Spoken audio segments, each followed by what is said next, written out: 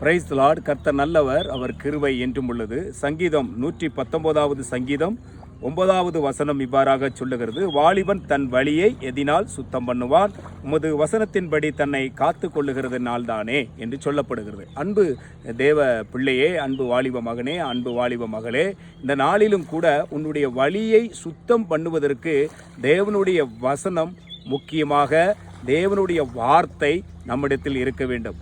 அப்பொழுதுதான் நம்மளுடைய வழிகளை சுத்தம் பண்ண முடியும். இன்றைய தினத்தில் கூட நம்ம கேள்விப்படுகிற காரியங்கள் அநேகம் உண்டு.